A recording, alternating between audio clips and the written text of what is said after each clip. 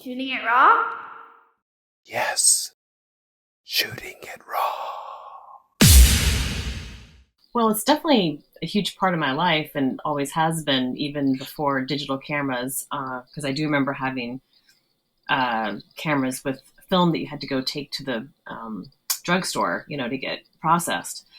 And even that was a very exciting process, just to kind of, shoot like 24 pictures or whatever it was and bring it over there and see which ones came out actually, so kind of a wonderful surprise. And then, getting the digital camera, it was like, oh, okay, now it's easier just to take some pictures and see if they look nice and whatnot.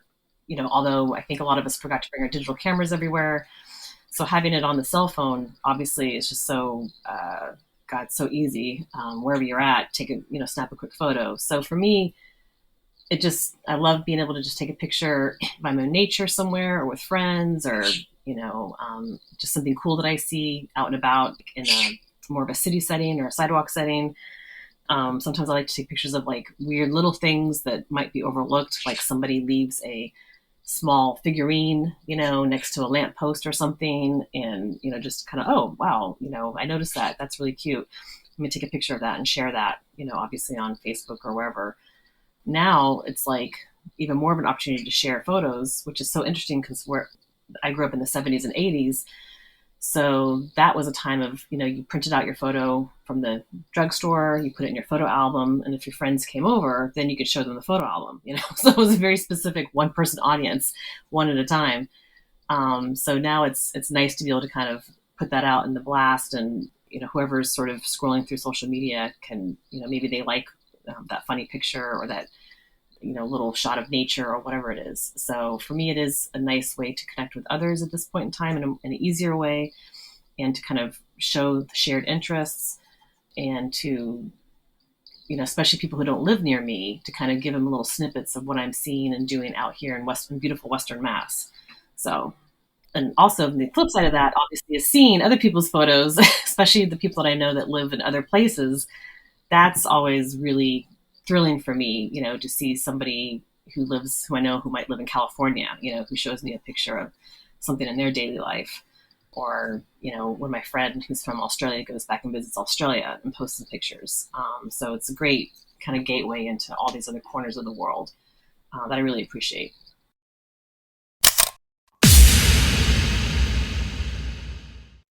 Podcasting remotely can be a real pain. It's quite challenging, but it doesn't have to be. Zencastr has this all-in-one web-based platform and makes the process really quick and easy. That's the way it should be, right? Just focus on the podcast. So let's talk about the quality and the challenge of recording online. So Zencastr gives crystal clear sound and really nice HD video.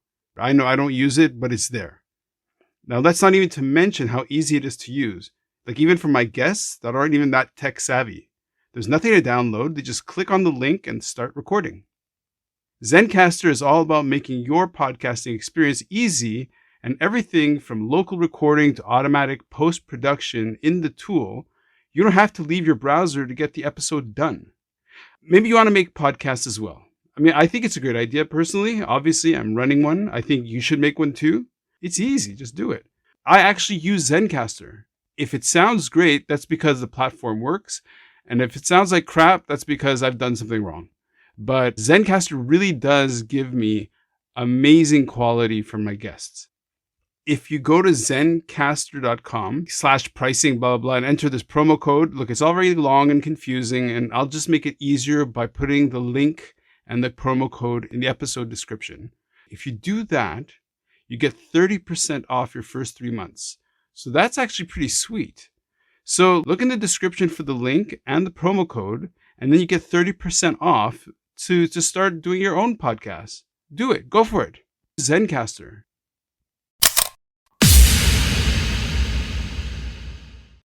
That's it. You did it. Take a breath. Take a breath. Have some coffee. Stephanie Baird. Is that the right way of saying your last name? Yeah, you got it. That's amazing. Most people say Bard or Beard or Bird. Okay. It's amazing. Is that the correct way of saying your first name, Stephanie? Yeah, you got it. Okay. Yeah. Okay, by the way, My role is to highlight your work, and you may at some point think I'm a total idiot, but that's okay. That's okay. I'm here to No, that's learn. fine with me too. Okay. Well, I had a few nerves about talking. Obviously, It's just me. It's just me yeah. and whoever's listening. So don't worry about it. Don't think about it. So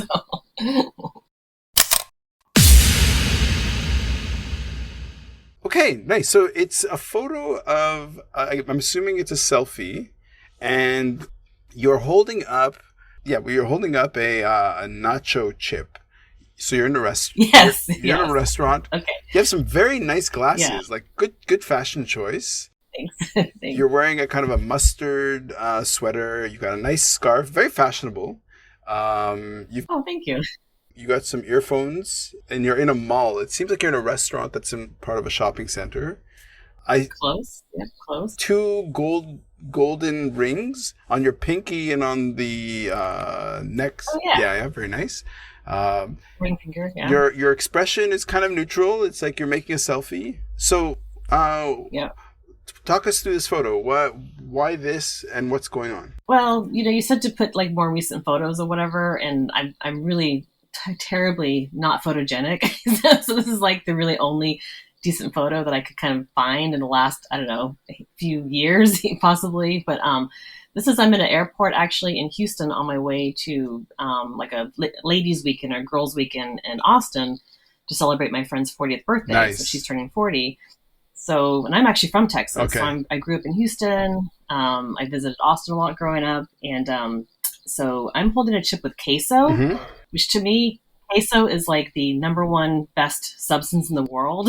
Like if I was somewhere in, desert island, what's the one food you might choose? It probably would be, toss up between queso and chocolate. Okay. So queso is chicken queso. It's a cheese sauce. So I'm basically just taking a quick photo of me. Like, yes, I'm eating my very favorite, like Houston style drippy queso, and I sent it to my partner at the time. Cause he's like, send me a pic whenever you're finally eating that queso. Oh, you talk nice. about all the time. Nice. Yeah. So that's what that was. And that, it is actually an airport. So it's not like any specific special place, but the queso piece is like the quintessential part of that picture. Right. So. Well, it's comfort food. It's yes. Oh my God, yes. Yeah, so I think it's fantastic. Okay, so this is a kind of a getaway weekend. Like for me, I know that I reached out to you because something captured my attention. And in curating your photos for this conversation, you're framing a story that you want to tell. And that story says, okay, well, I'm going to start with a self-portrait. Yeah, I didn't mean to do that. Like I sent them the order that I thought they went in had like my book cover first, because I think that's why you reached out to me as the book. So I'm not sure how they landed in the email. So I just kind of threw that in there for a fourth photo. Got it. But Okay, so you're an author. And yes. Just quickly name the title of the book so people can have it burned into their head. We're going to say it multiple times so people will know. Yeah, so it's called EMDR Therapy and Sexual Health, a Clinician's Guide. So this is a book meant for professionals. It's meant for EMDR clinicians. So that's psychotherapists who already know how to do EMDR therapy. Yeah. And then it's bringing in a sexual health piece to it, which has been missing for like the 30 plus years that EMDR has been around. Stephanie! Which EMDR, yeah, go ahead. That's it. That's why I reached out. Yeah. Yes. That's exactly why. Yeah. Okay, so for the listener, what is EMDR? Okay, so EMDR stands for eye movement desensitization reprocessing. So that's a type of therapy that was discovered about 32 years ago at this point by Francine Shapiro. So she was a research psychologist, actually, who was already researching, different things and, had a lot of curiosity. But what happened is there's this famous walk in the park where she was going for a walk in a park and had been upset about something. So she was sort of ruminating and was upset. And then she noticed after, 20 minutes or so, sometime, she felt a lot better. She was trying to figure out why. Was it because I was walking in the park? I was breathing fresh air? It turns out she had been watching, I think it was maybe a dog or a ball, I don't know, something going back and forth. So she noticed that her eyes had been moving horizontally back and forth. And so she was like, okay, that's interesting. And then she kind of connected that to REM sleep. So in our REM sleep, which is our dream sleep, if you were to have somebody look at your eyes, while they're closed, they could see the eyeballs going back and forth horizontally. So that's part of what our mind body is trying to do when we're in dream sleep, is trying to help us process, whatever happened during the day or whatever's going on in the last few weeks or whatever's on our mind.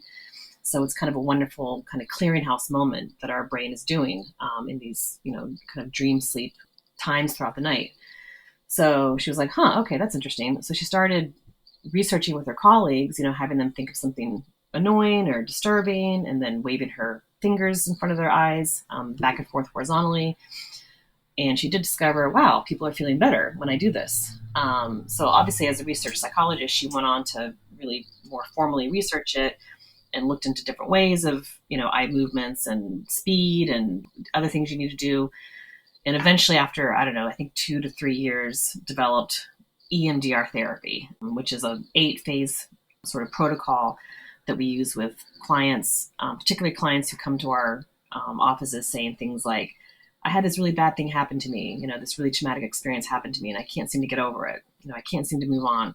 I'm having a lot of nightmares still. I'm having a lot of interfering thoughts, or I just, I'm always avoiding, where that situation happened. Like I can't go anywhere near it, or I'm avoiding that person or whatever. So basically presenting with PTSD symptoms. So it can also be more generalized anxiety or phobia, or even sometimes people with some depression can also benefit from EMDR therapy because often their mind is stuck in some place in the past and is having a hard time moving on. So we basically go through this sort of 8-phase protocol. It doesn't mean 8 sessions or anything like that. It just means, we're kind of going in a certain order, which starts with like a regular intake, information gathering. And then the way I do it is I then help them develop some, EMDR skills, we call it. So developing some imagery skills and things like that. And then I sort of get a list of their worst, the top worst stuff that's happened to them. And then from there, we're going to go through each kind of event, as a single event, basically helping them come up with, what do they remember about it? What's a negative thought about themselves that goes along with it? Like I'm not worthy, or I'm not safe, or I'm a bad person, or whatever. What would be a better positive thought they'd rather have? So maybe something like, I'm fine as I am, or I'm safe now, or I am worthy. And then we kind of run, with eye movements, different sets of eye movements, usually around 30 seconds or so, sometimes a little longer, a little shorter. We kind of have them see what comes up for them. So whatever's coming up for them is fine. And we just say, keep going, go with that, until basically at some point their mind body is like, I don't know, I feel calm. That's nothing great. Much is coming up. Yeah. So that's a long explanation. Yeah. Right. Thank you. I had Monica. Okay, so one of the good things about the podcast format is we're just talking. It's just me and you. Yeah. And you as a professional are a talker. And so it's, for me, this is like the best kind of candy because, first of all, I had a guest, Monica Borschel, who is a clinical psychologist here in Hong Kong. And she moved to California, and we ended up crossing paths. We didn't meet when she was in Hong Kong. And she talked to me about EMDR therapy. So that's And so she talks about how she just discovered it or kind of started using it and the insights. And so in terms, I'll tell you now, like, you're explaining this to me and it is new. It is fascinating. And the connection, okay, I'm going to say it now, EMDR therapy and sexual health, a clinician's guide. So yes, in my previous life, I was a medical editor for Elsevier. And so I have part of that in my background. That's great. And the whole thing of sexual health to me is so crucial. And so I had another kind of funny convergence is another therapist, a sexual therapist here in Hong Kong that I had on the podcast, who also ended up moving to California. Go figure. And she was my first sex therapist on the podcast. Yeah. And here we are. So, Stephanie, this is You are exactly the person I needed to talk to. So thank you so much. Oh, great. I'm happy to hear that. Okay. Thank you. And as we're talking, I have your photo of you in the airport about to crunch into, and I love making connections. Like my questions are usually like, so there's the book, and then there's you holding this chip with this queso sauce. Yes. Is there a connection between the two that you'd like to talk about now before we go to the next photo? Yeah, I mean, I think what I saw about your podcast is it's kind of like life is a gift, or things like that.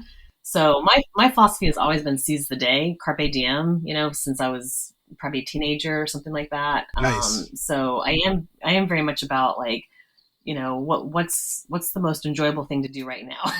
Okay.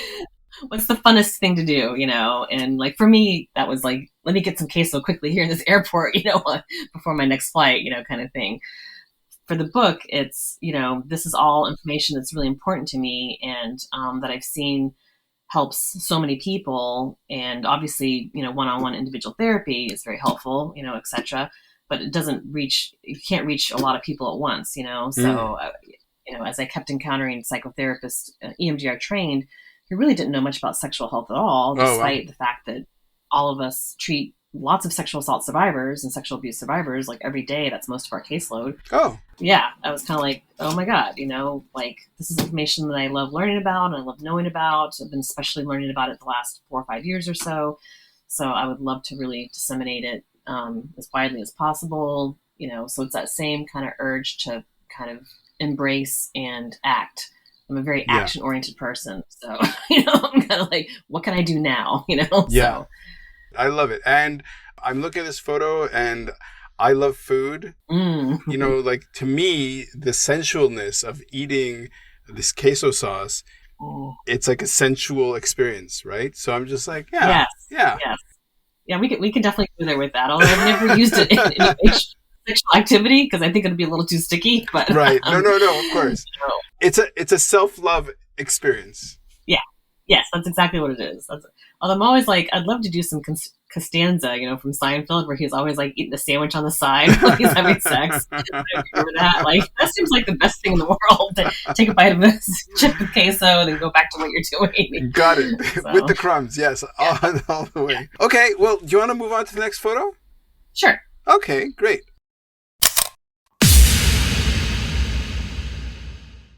And here's the photo. What? Okay. Is it the book? No, it's it's a photo.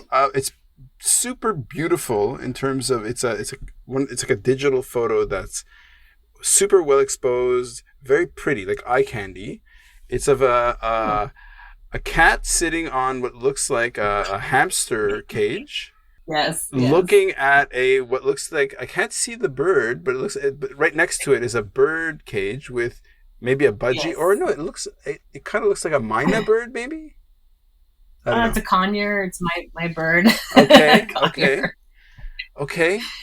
Yeah, I just kind of threw in this picture of our pets, and our current pet situation. Well, we have a dog also who's not in the picture, but we just got this kitten. This cat is still a kitten, but very large, and will get even larger. It's a Siberian cat. I have a lot of allergies, so this is supposed to be a hypoallergenic cat. So it's been working out actually pretty good. Okay. And of course, the cat has been fascinated with the hamster and the bird, and so far those two are still alive. But it's like a question of who's going to win at some point. Okay. So yeah, I just kind of threw that in as, like I said, I didn't know. What pictures do I include? I'm not really sure. Let's just throw in the pets, This will, believe it or not, your brain. Okay, so we have supercomputers in our heads. Like, let's think of it as supercomputers. Oh yeah, no, I agree. We are going to find a connection in here. So, for example, what I see and how I respond is, in your house, you have crafted this. You're very cheeky. Like, you're very provocative. Right? Like, you have a dog, you have a cat, you have a hamster, and you have a bird. Yes. I don't know why she swallowed a fly. I guess she'll die. Like, it's just... Yeah, that's kind of it. You got it. Everybody was always like, "What? You have a cat and a bird, or you have a cat and a hamster? What?" It's So. okay. So let's talk about conflict, shall we? Sounds good. Okay. Now look, I'm going to keep connecting it back to EMDR. Sounds good.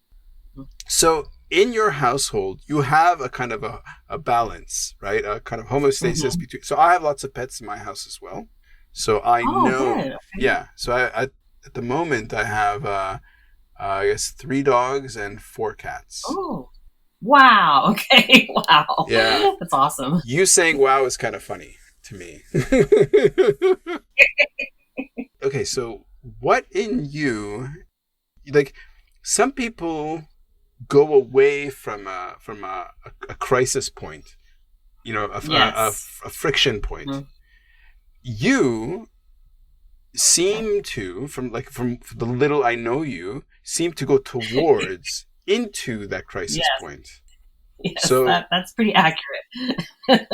okay, So probably like most psychotherapists, I didn't have the most functional upbringing or whatever. It was kind of a dysfunctional childhood. But out of that, became very comfortable in handling crisis and conflict. So like I did crisis work for a long time, worked in like prisons and hospitals and, things like that. So kind of didn't run anywhere away from it.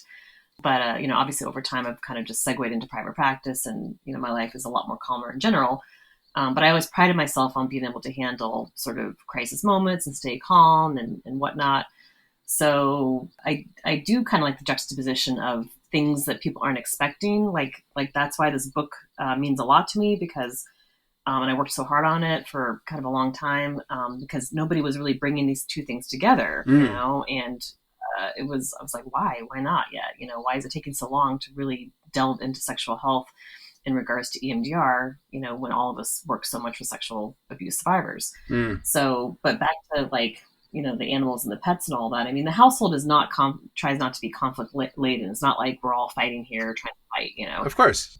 But I'm definitely the one who, if I need to make a phone call, to a company or send an email or whatever, I'm like rolling my sleeves up, getting ready to battle, Okay, so okay. I'm like, okay, I'm going to fight this fight and, whatever that fight is, or, activism or, any of that stuff. Okay. Are you a middle child, an older child? I'm the youngest, actually. So Okay. I'm the youngest, and I sort of grew into that hero role. I was the one who got good grades and did everything I was told so that I didn't make waves and I could just get out of there and go to college and all that.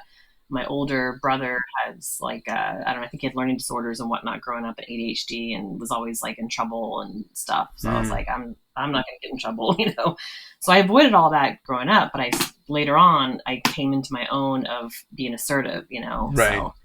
So going into sexual health, what would you say as a person who kind of went through those experiences to kind of land in that? In a sense, it's like, I feel like I'm almost talking to a firefighter, or a first responder. Exactly. That's how I felt definitely for the early part of my life up until maybe going into private practice. But which was about 11, 12, 13 years ago or so. Like I learned nothing about sexual health growing up, number one, so I had no education. Like I think there's 1 hour in 5th grade at some point, and the girls were taken to a different room and told about menstruation or something. And that's basically all I really remember. And nobody seemed to be interested in answering questions or had a positive attitude about answering questions. And then when I got into college, and many people that I knew reported, told me kind of like that they had been sexually assaulted or abused. It was kind of like, oh my god, what the fuck is going on? Kind of part of my language. I hope that's okay. That's okay. Shooting it raw is a podcast for very young children, so don't worry about it. It is? No, of course not. No. That's a good joke. You got me for a second. Okay. Anyway, so I just kind of saw this big problem, going on, and heard about it directly from so many people. And also just as a woman experienced, harassment and, sort of unwanted exchanges and things like that. So that became, a big part of my mission, not only kind of treating trauma, but preventing trauma. And then as time went on, wait a minute, there's this whole realm of sexual health and positive, sexuality and sex positive information and empowerment. So that really needs to be present too. Yep. So more recently, that's what I've been kind of adding into my practice in my life. And that's the outcome of this book. But I really had this very strong sense for a long time. Like I must be like a trauma therapist. Like It was basically like a calling that I had since like middle school almost, because I had friends talking about suicide and I would talk to them late at night, trying to help them. And so it was there from an early on age of like this, I must help in some way, whatever way I can. And then in college, I did take some human sexuality classes and I was like, this is amazing information. Oh my God, this is what I really want to pursue. But then I got really sidetracked by the whole trauma piece because I just kept encountering so many people with trauma. I was like, this is too crazy. I have to work with this area for a while, So it was a long sidetrack getting back into sexual health. Right. Monica, who was on here, who introduced me to this whole world of EMDR. Mm-hmm. I think her PhD maybe was in grieving and trauma. And so there's some interesting overlap and parallel. And also this notion of, is it that in order to get to a stage, because to talk about sexual health is almost, it's a state of acceptance, and like health you don't necessarily have to be sick to take care of your health. So it's also, it could be maintenance, it could be fulfillment. And so do you feel that in order to get to that place of thriving and satisfaction, you yourself had to kind of break through the sort of the wall of trauma? Yeah, I mean, I'm lucky in that I wasn't like severely traumatized, or it's not like I can, say, oh, I had this sexual assault or that abuse. Mine was more kind of more sexual harassment kind of things that I experienced just as a young woman growing up. Not so much physical or whatever, but I also experienced a lot of erotophobia in my household. And also just in my culture in Texas, where like in the 80s, it was basically preppy people with very big blonde teased hair, like lots of hairspray and kind of jocks, versus everyone else. And they could sort of do what they wanted, but nobody really talked about it and, that kind of stuff. So, so I did have to really get through more or less like a lot of erotophobia. So that's a term that I learned in the last few years from another sex educator, which is basically the fear of anything kind of erotic or sexual or, anything like that. Even just thinking about it, or if you see some scenes in a movie, you might be uncomfortable or whatever. I was able to do a lot of that work in college though, because I did have these human sexuality classes, particularly by this amazing professor, Wendy Stock, who has a chapter in this book basically kind of summarizing, sex therapy, like here's a chapter on sex therapy for EMDR therapists who don't know anything about sex therapy, Wow, nice. So that she lives in California, and I contacted her and like, I remember you from college and you were amazing. Would you consider contributing this chapter? She's been in the field 40 years. So she was able to do that beautifully. That's great. But yeah, so thank goodness for these situations in college, which by the way, I went to Texas A&M, which is a highly conservative college. Right. But however, I managed to get into these liberal classes and find my little liberal progressive group. Nice. And then through that, help break free from all this sort of erotophobia and whatnot. I love that. I think I need to sneeze. Hold on a second. Excuse me. Go ahead. Sneezing it raw. 1 second. Okay.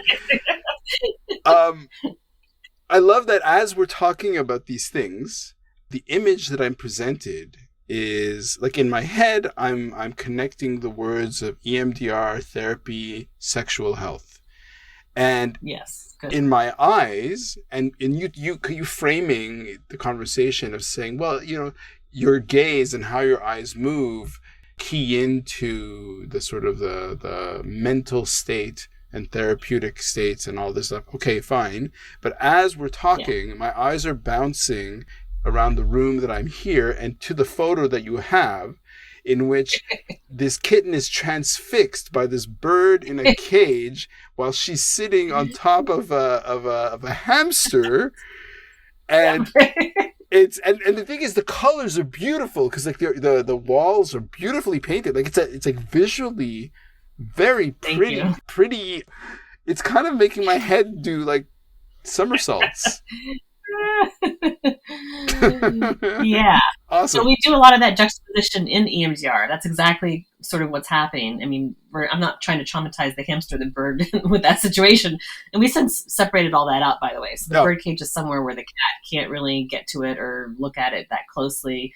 The hamster's now at her cousin's because they lost their hamster. So we're like, why don't you borrow our hamster for a while? Because they were very attached to their hamster. So we have a lot less, danger. What you're doing though now with me is you're making my head do somersaults. Like they're fine. Sure, they're living their pretty peaceful life, but I'm just like, okay, let's move on to the next photo. Yeah, sure. I am the king of ridiculous segues.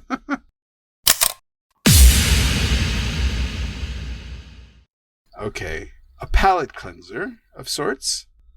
I want people to go on the website, go on YouTube, go on Instagram, whatever, to check out the photos because it's... Okay, so the previous guests I had, Pat Daly, is a test pilot. And the photos he gave was a real kind of adventure, And it really also fun, So in the same way... So this photo is just, I love this adventure you've given me. It's like, the photo makes no sense because it's like you're shooting. Okay, so in the middle, I'll explain it for the listener. Okay, so somebody, it's like a kid or it's like a small person right in the middle of the center of the frame is standing on a kind of beach. And it's not pebble. It looks like a completely brushed, smooth sand. In the foreground is dry grasses. On the right, breaking into the frame, is a kind of semi-coniferous tree. Okay, yeah. In the background are more conifers. It could be cedar. It could not. Maybe it's not a beach, but the sand or the surface looks like it could be a beach. But you see, there's no water. There's maybe in the right bottom corner. There's a little bit of water, but hard to know what the anchor is. What's cool about the perspective is that it's super wide angle, so it's like there's a bit of distortion in the corners. It's a really great, you've provided really arresting images. So what's this image? Okay, so that actually is Winter. That's a little local pond nearby where I often hike with the dog, or as a family we'll go there sometimes. We call that the frog pond. So in the summer, there's a ton of frogs there, and in the spring, a lot of tadpoles. It's very exciting to watch them grow and become frogs. And in the winter, it does freeze over, and it's completely safe to walk on. Like, nice. So we actually encountered like a hiker coming back or something, and we're like, "How's that pond?" He's like, "Oh my God, it's frozen like at least 2 or 3 feet through. Like you can walk on it." And he walked out. He had walked out across it, and I'm always very nervous about that stuff because all the movies they show people going through ice, So yeah. I'm like, but he was like completely safe. So Lyra my daughter, who's 11, was completely very excited to go and try it out and go on there and mess around on the ice a little bit, and just was having a great time, kind of, sort of hanging out on the ice. So I'm from Montreal. Oh my God, Montreal! Okay. I love Montreal so much. I can't even tell you how much I love Montreal. Okay. So I'm from Montreal, and when I see what threw me off is I don't see snow, but it's a frozen. Okay, so it's a frozen pond, and somebody, I guess your daughter is walking across it. And what's weird to me is I don't see snow on the trees. So I would never have thought, oh, that's a winter scene. So that's really fascinating to me. Okay, so let's imagine.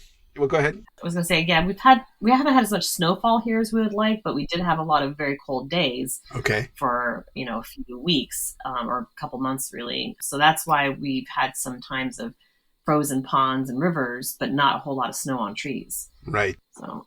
Okay, so I'm going to say to you, this image either is an explicit metaphor in your mind, or it's an implicit metaphor that we're going to figure out what that is. But so why did your mind settle on this one?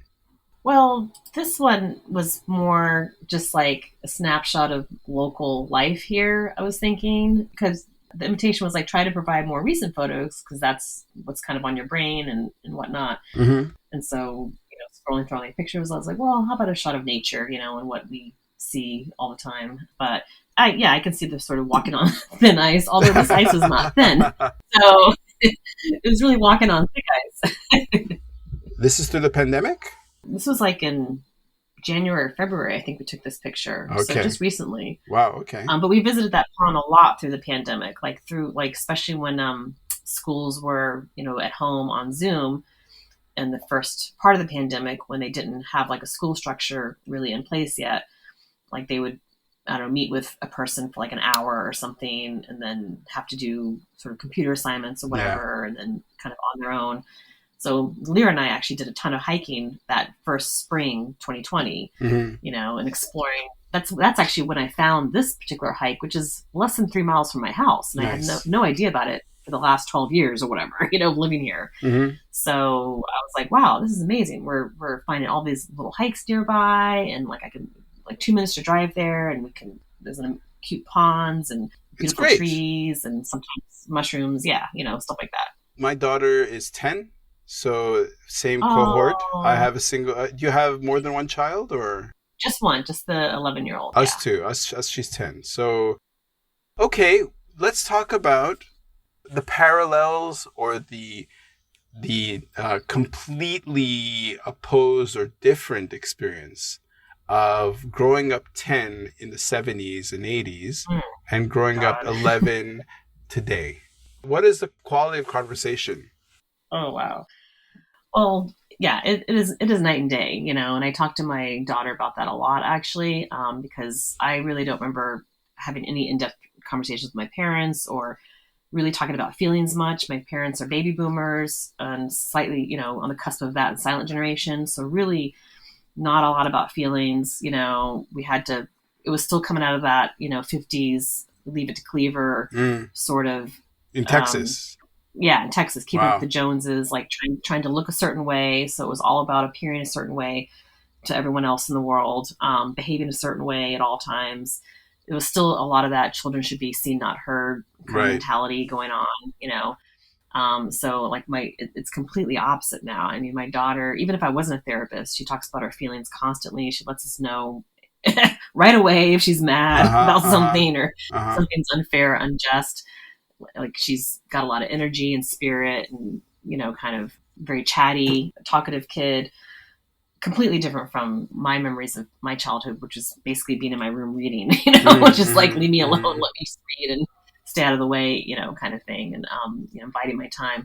So there's that. And also, obviously there's a technology piece, right? Because in the 70s and 80s, there was no internet, there was no email, there was no texting, I did have a landline in my room, and that was kind of exceptional. Oh, wow. That's because my dad worked at the phone company. So that's how I got to have a landline in my own room.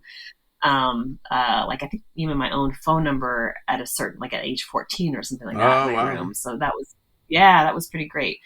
Yeah. You have to explain to me what happened to your Texas accent.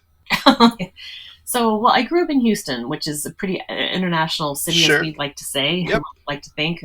Many of my friends actually were from other places. I was very lucky with that. And growing up, I had a best friend at the time whose family had just come over from Vietnam, escaping the war there. Oh, wow. I had a friend who had just immigrated from Mexico, which was more kind of unusual back then. It was sort of some of the earlier waves of that. And so that seemed more, there was a sense of welcoming them and like, oh, from another land, Mexico, like that kind of thing. Yeah. I had a friend who'd come over from Japan for a couple of years, their parents for work. Yeah. So I just was around a lot of people who didn't sound Texas, accent style. And then I've been here New England a long time too. So when I made it to Houston, I had gone there just basically for a weekend, and I'd met this was in the early days of online dating, and I'd met some woman who lived in Houston, and I went down there and I was just like, I cannot hear anyone with a good, satisfying Texas accent until they were drinking, until people were drinking, and then it came out. Yeah. So, Yep. yeah, no, I love That it. seems about right.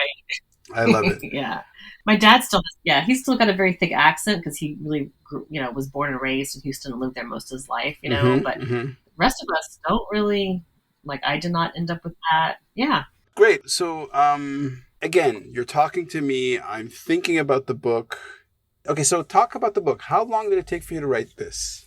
Well, they gave me 14 months, thank God, because of the pandemic. I'd asked for a couple extra months. Usually they give you 12 months. Your publisher. It took, my publisher, which is Springer. So they publish mostly these professional types of books. They Nice. publish a lot of the EMDR books. They also have other, like, nursing, and other domains or whatever. They had heard of, I had given a talk at the National EMDR Conference in California in 2019. So they picked up on that. And that's how this book happened. They contacted me, would you want to turn this into a book? And I was like, this is the best email I've ever had in my whole entire life. Yes, of course I want to turn this into a book. Is this your first? This is my first book like this. Woo! So I do have a little poetry chat book. There's a picture of that later on, but this is my first, like, heavy duty, like, thousands of people will buy this, hopefully. So. I think you have another skill that I haven't brought attention to, but I love how you're able to talk about your work as an author and as a writer, which is my happy place. And as you do it, you have this nervous tick of chirping like a bird. I love it. Oh, no, that's my bird. That's my actual bird. Sure it is. Sure it is. It's hilarious, though. I love it. And sometimes I bring my bird to work, and so my clients get to hear, like, over Zoom. Awesome. The bird. I have to explain. That's, oh, Tiki's agreeing with you right now. It's the best. It's the best. And because Tiki spoke up, I guess we have to go on to the next photo. Sure. Sweet. I'm loving this conversation, by the way. Oh, thank you. I'm really enjoying talking to you. I really appreciate it.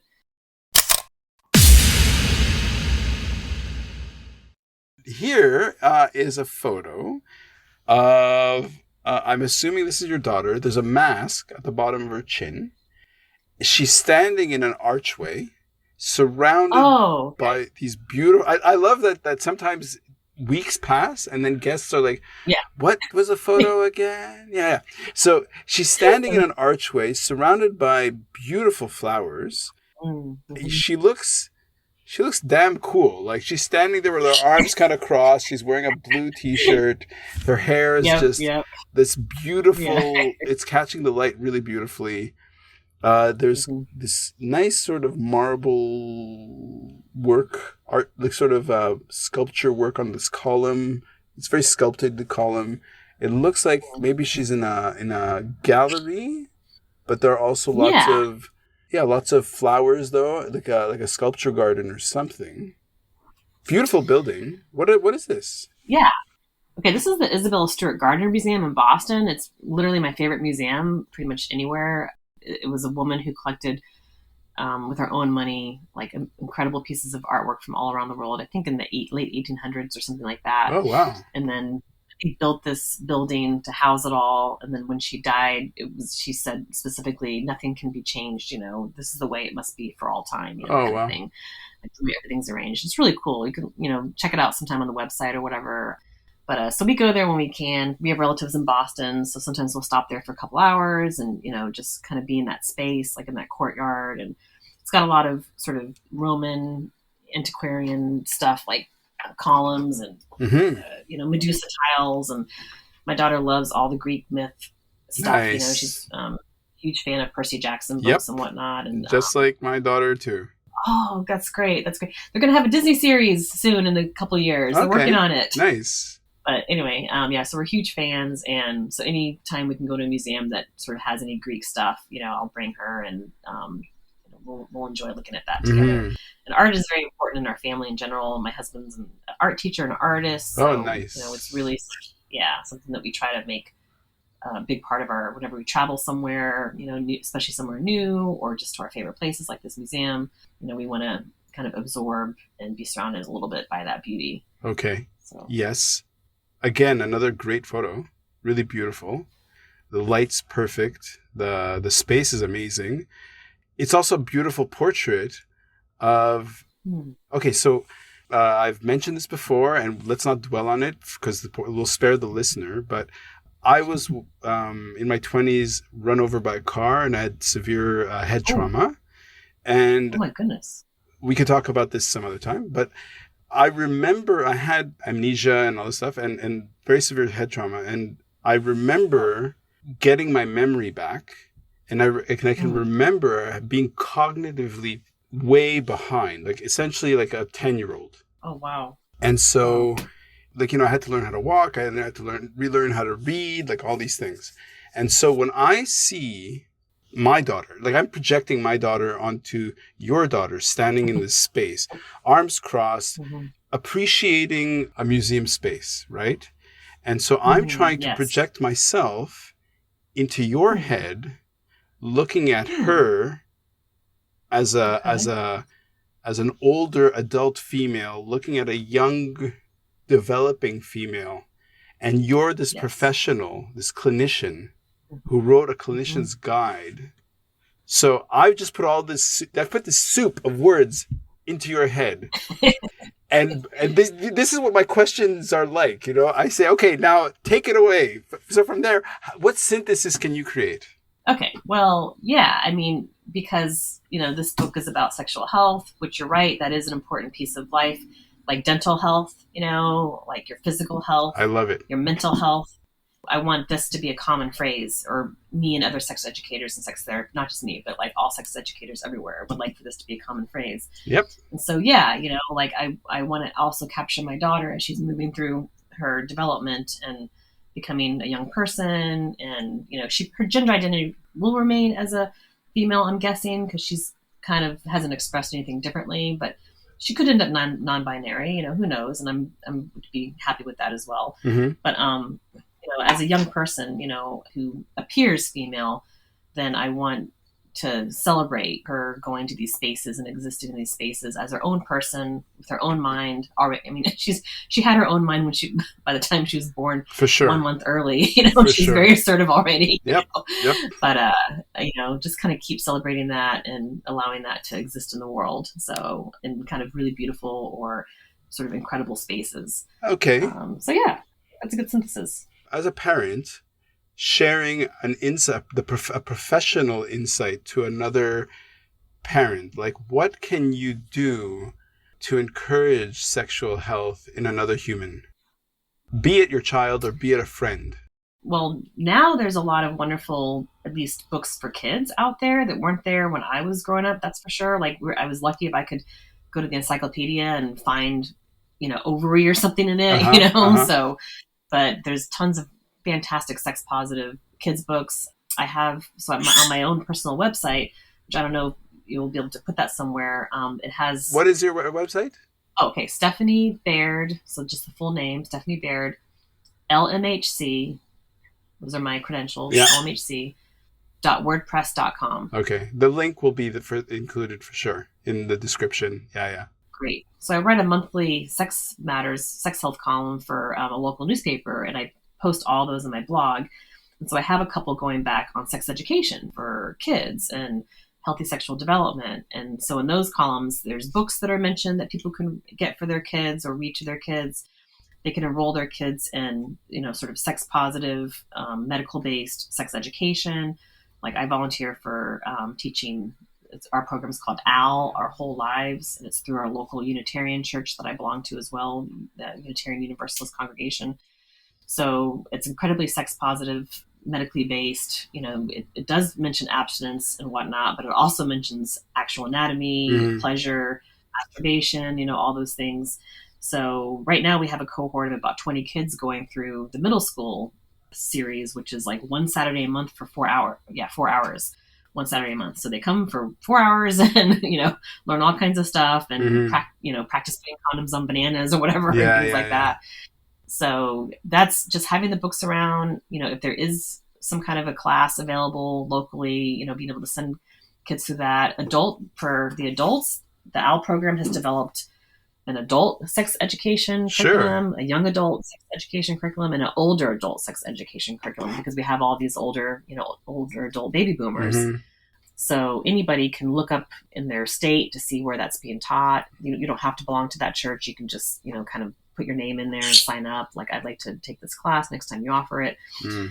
And then there are definitely books for adults out there. Yeah. Just, on the bookshelves at Barnes and Nobles. Come As You Are is my favorite book that I recommend to a lot of, at least, cis women out there. Came out in 2015. But I have, in this professional book, chapter 11 it's a huge list of just all the resources out there. Nice. Which I think people can buy it chapter by chapter. So if somebody was just like, I want to just get that chapter, that PDF, so I can have the list of all the stuff, they could probably do that. Right. I guess I'm a bit of a strange child. When I was 17, was the first time I went to visit a sexual therapist. It wasn't for me. It's just because my girlfriend, the woman the young woman I'd lost my virginity to, I thought, hey, maybe we would benefit from meeting with a sexual therapist. Oh. And so the therapist was just like, "You're my youngest client ever. This is your idea." I was like, "Yeah, let's come here. Let's have a conversation." Wow, that's pretty unusual. Yeah. I'm just, like I said, it's good that we're talking. I love this. Now, sex happens between our ears, and yes. And that whole sort of maturation and growth and evolution and development, how can we uplift either a young, medium, older individual to understand either self-acceptance, self-care, exploring EMDR therapy and sexual health?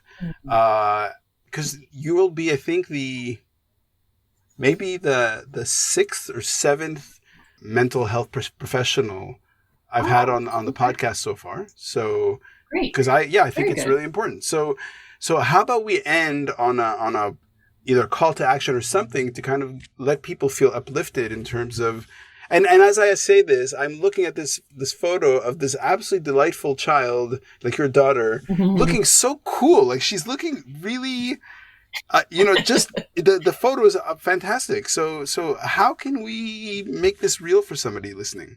Oh, yeah. I mean, I would say there's... it's up to you. There's no easy answer, but being open to learning, looking for books, reading some of the books, looking at watching sex positive TV shows and movies. So I have a whole list of that, nice. in this book. Yeah. So even like the show Sex Education, out of United Kingdom is an amazing sex positive show. Like, I can't speak more highly enough of that show. So just even some of that can help people bring it into their conversation more and talk to friends and, maybe check out a book or whatever. And, just kind of understanding and knowing we all deserve empowered sexual health. Yep. Like, every human deserves sexual pleasure, like whether by themselves or with a consenting adult partner, they deserve knowing how to have that for themselves, how to make that happen. Mm-hmm. They deserve whatever medical assistance they need in the terms of pregnancy prevention or STI prevention or whatever. So there's a bunch of sort of values in the beginning of the book from the World Association of Sexual Health. It's been around a long time, actually, and they've issued things like Declaration of Sexual Rights, Declaration of Sexual Pleasure.